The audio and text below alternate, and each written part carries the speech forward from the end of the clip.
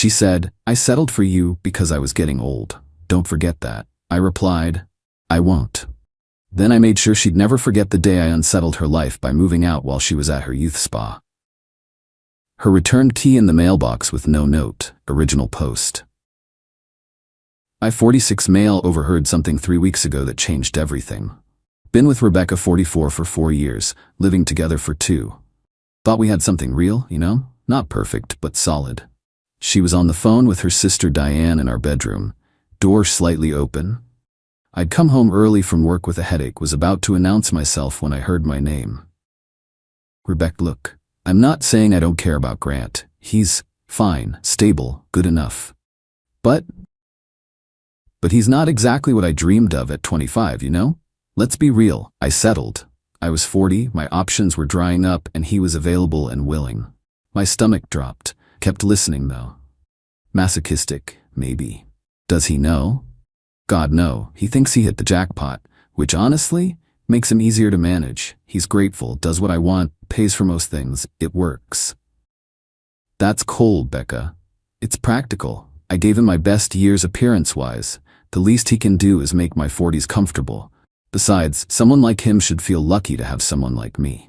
I stood there, frozen. 4 years. 4 years of thinking I'd found my person after my divorce. 4 years of her apparently viewing me as a convenient ATM with mediocre looks. Walked back out quietly. Sat in my car for an hour. When I finally went inside, she was all smiles. Rebecca, hey babe, you're home early. I was thinking we should try that new French place tonight. My treat. Her treat. With the credit card I pay off monthly. Me, sounds good. We went. She ordered the most expensive wine. Talked about wanting to redecorate the living room, my house. I nodded, smiled, paid the check when her card mysteriously declined. That night, she said something that sealed everything. We were getting ready for bed. She was doing her elaborate skincare routine, the $300 monthly subscription box I pay for. Grant, you know I love you, right? Me, sure. Good. Sometimes I worry you don't appreciate what you have. I mean, I could have married Richard. Richard, her ex who dumped her 5 years ago for a 28-year-old. Me, I appreciate you. Do you though? Because sometimes I feel like you forget that I settled for you because I was getting old. Don't forget that. There it was, mask completely off. I won't. Good. Oh, I booked that youth spa retreat next week. The full package. It's only $3,000 for 5 days. You don't mind, right? When do you leave? Tuesday morning, back Sunday. Me, perfect. She kissed my cheek. You're the best, even if you're not much to look at. Laughed like it was a joke. It wasn't. Update 1, the plan.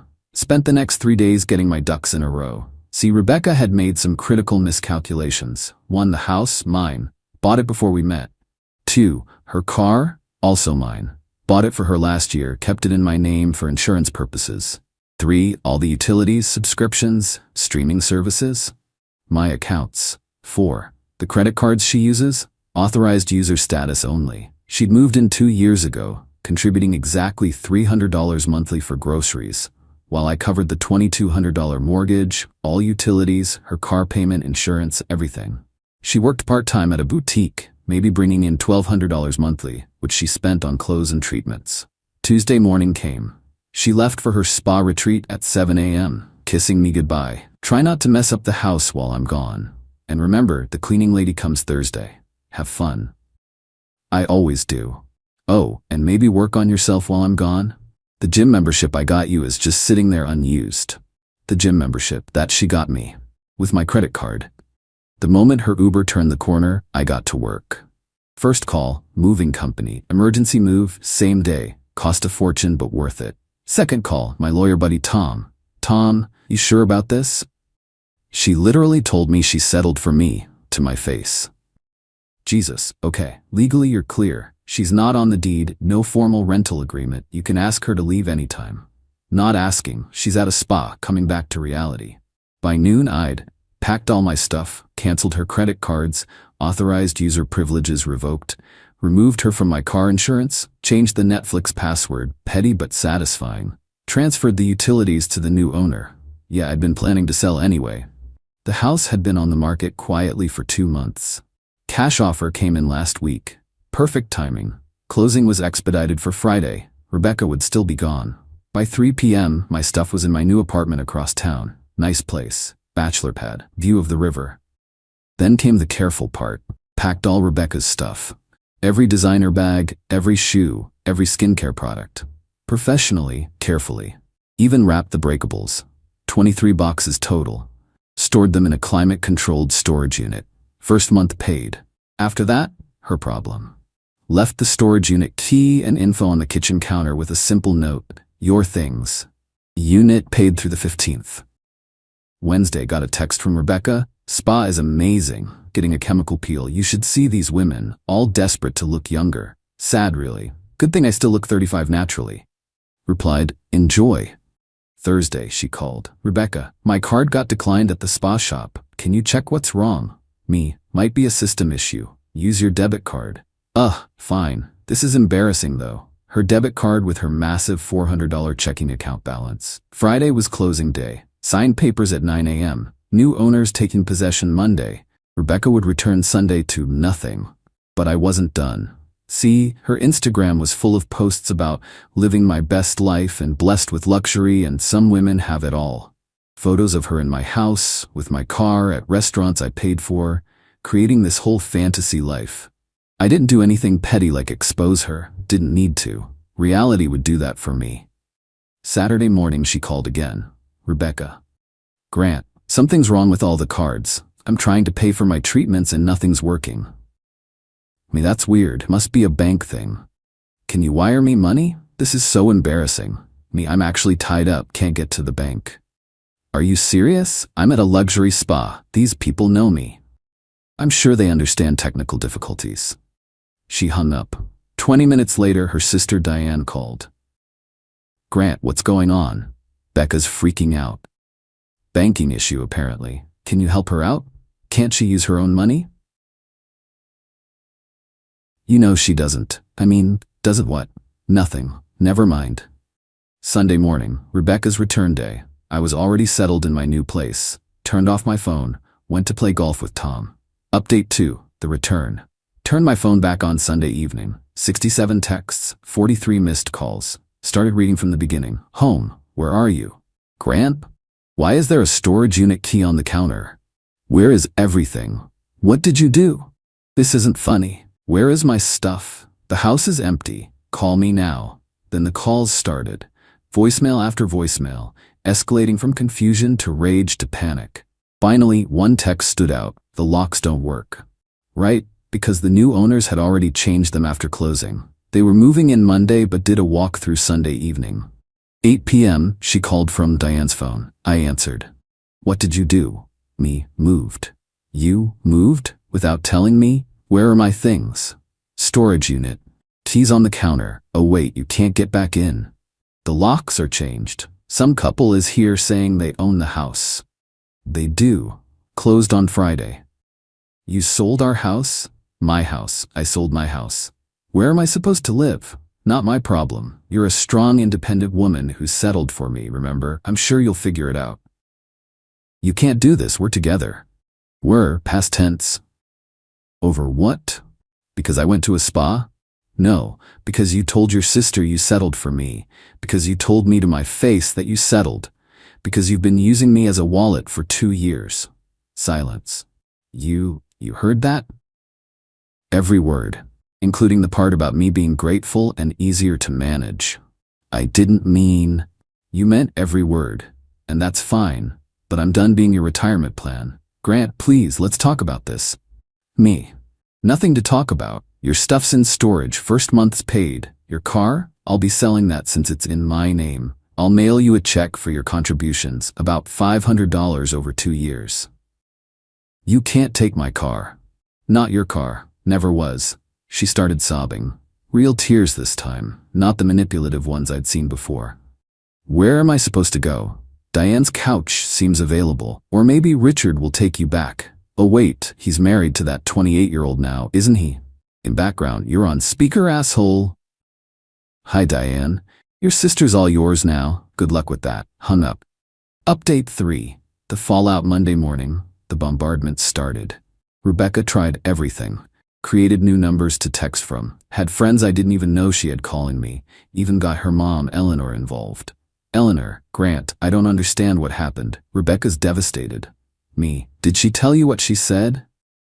She mentioned a misunderstanding. Me, she told me she settled for me because she was getting old, that I should be grateful, that I'm not much to look at, but at least I pay for things. Oh, Rebecca, I told her that attitude would bite her someday. Wait, what? She's always been like this, thought she was too good for everyone. I'm sorry, Grant, you deserved better. Plot twist I didn't see coming, but Rebecca wasn't done. Tuesday, she showed up at my work, full makeup, wearing the dress I'd bought her for our anniversary, crying in the lobby. Security called up. I came down. Grant, please, I love you. Me, no, you don't. I do.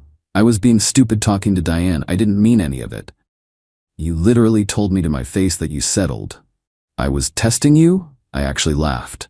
Testing me? By telling me you settled for me because you were getting old? Rebecca, I wanted to see if you'd fight for me. Me, fight for someone who sees me as a wallet with a receding hairline? Pass. You're being cruel. No, I'm being honest. Something you might want to try. She switched tactics, grabbed my arm. I'm 44, Grant. Do you know what it's like out there for women my age? I'll be alone. Me. You were alone when you were with me. You just had someone paying your bills. That's not true. Name one thing you love about me that isn't related to what I can provide. She stood there, mouth opening and closing like a fish. You're kind? To your bank account, yeah? Security stepped forward. Sir, should we escort her out? I'm leaving. But this isn't over, Grant. You can't just throw away 4 years. You threw them away the moment you decided I was just a placeholder with a paycheck. Wednesday, the car situation exploded. I'd listed her car for sale. 2021 BMW 3 Series, low mileage, great condition. Price to move fast. Rebecca found out when she went to the parking garage of Diane's building and found it gone. I'd had it picked up Tuesday night, legally, since it was my property. The texts came fast and furious from Diane's number. You stole my car. I'm calling the police. That's theft. I need that car for work. I responded once. Car was registered to me. Loan in my name, insurance in my name, check being mailed for your $500 in payments. She actually did call the police. They called me. Sir, we have a Rebecca Thornton here claiming you stole her vehicle. I sold my vehicle, one registered solely to me. Office, she says she's been making payments. She contributed $500 over 2 years toward a $35,000 car. I'm mailing her a check for her contributions. Officer, I see. Was she living with you? Was. We separated. She was never on any documents for the vehicle. Ma'am, there's no theft here. It's a civil matter at best. I heard her shrieking in the background before the officer hung up. Thursday, the social media campaign started. Rebecca went nuclear on Instagram and Facebook, posted this long, dramatic story about being abandoned and financially abused and left with nothing after giving my best years to someone. The comments were initially sympathetic. Then, someone, bless them, asked, "Didn't you post last month about how you were too good for most men and settling is sometimes necessary?" Screenshots started appearing. Old posts where she bragged about training her boyfriend. One where she said, "Smart women choose providers, not lovers." Another saying, "I may be 44, but I look 35 and deserve to be treated like 25. Her narrative crumbled fast. Then came the best part. Her ex Richard's wife, Melissa, the 28-year-old she'd mocked, commented, "Karma is beautiful. Maybe if you hadn't spent 3 years calling me a gold-digging child while you were literally living off Grant's money, people might have sympathy. At least I have my own career." The comment section exploded. Turns out, Rebecca had been nasty to a lot of women over the years, calling them gold diggers while living rent-free in my house. Update 4, the escalation Friday. Rebecca did something I didn't expect. She tried to claim common law marriage. Her new lawyer, apparently Diane's boyfriend's cousin, sent me a letter demanding half of everything based on our common law marriage status. One problem, our state doesn't recognize common law marriage. Tom called the lawyer directly. The conversation, as Tom related it, "Tom, You realize this state hasn't recognized common law marriage since 1996, right? Well, they live together. Living together doesn't create property rights without a written agreement.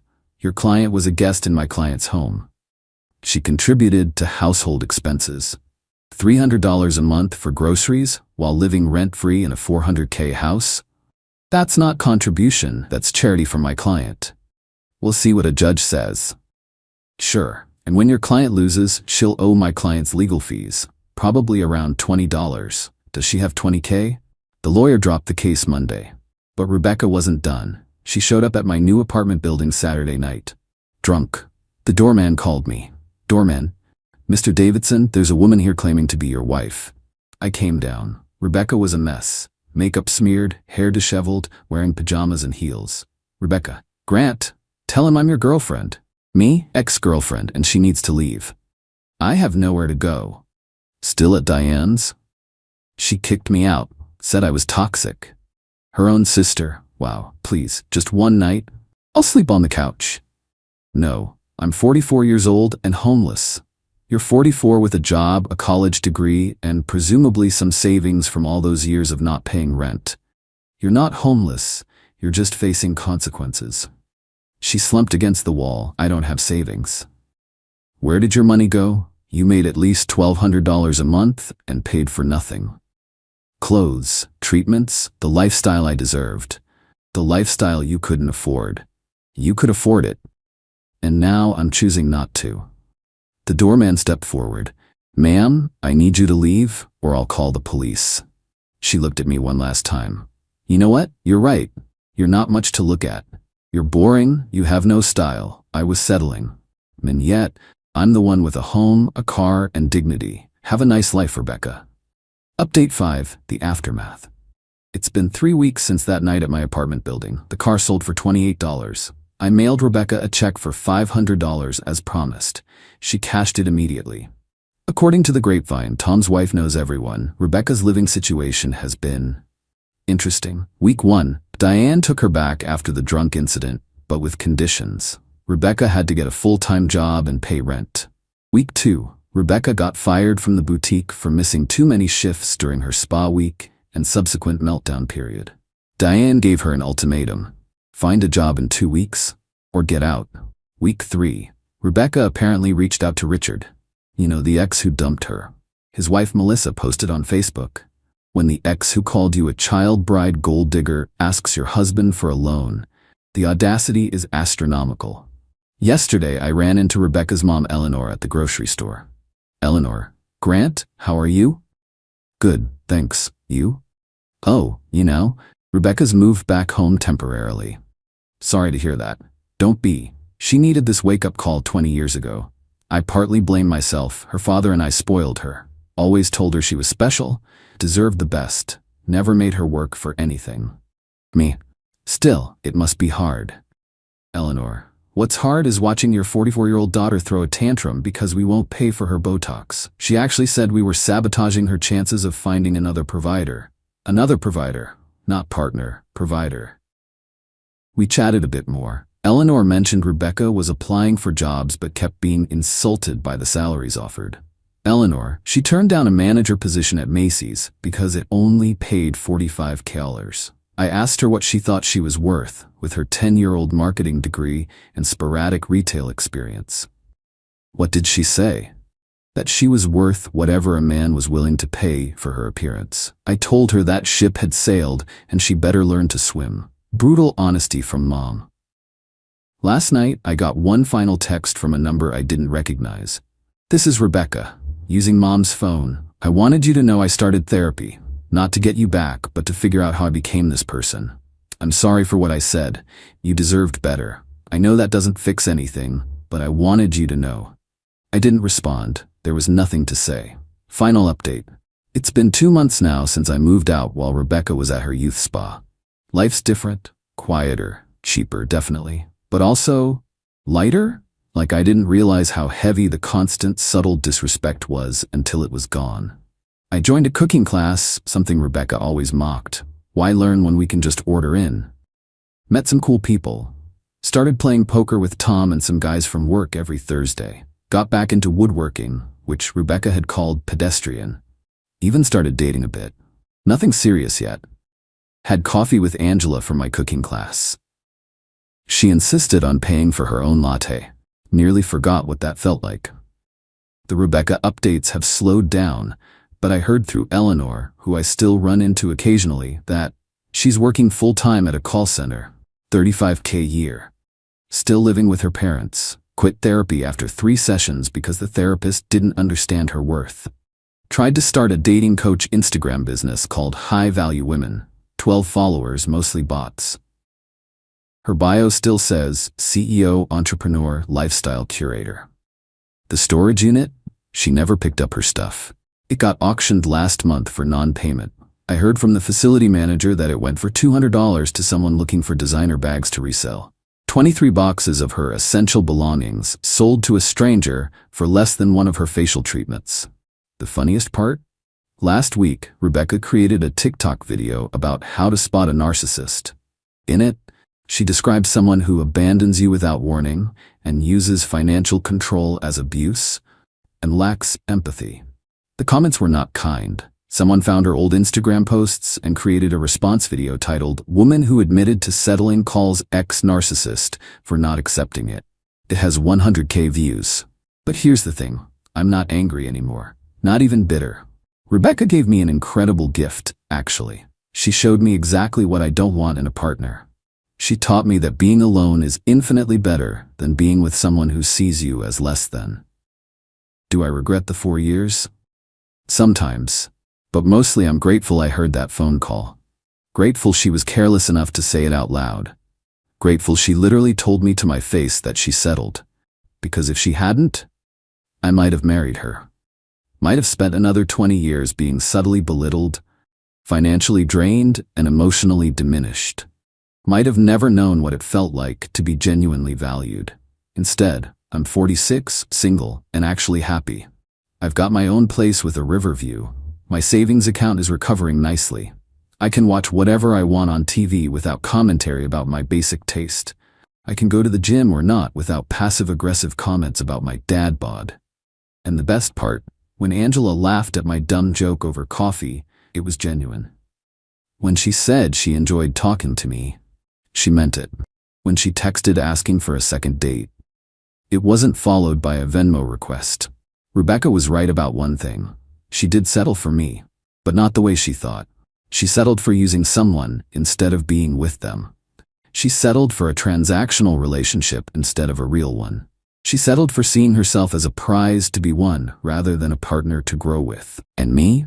I unsettled, literally and figuratively. Packed up my life while she was injecting God knows what into her face, left her the storage key and nothing else. Let her come home to the reality she created, one where she was too good for the man paying her bills. The mailbox? Still there at the old house. New owners mentioned they got some mail for Rebecca last week. They marked it returned to sender, no longer at this address. Seems fitting. People ask if I feel bad about how it ended, about leaving her with nothing. But I didn't leave her with nothing. I left her with exactly what she brought to the relationship, herself.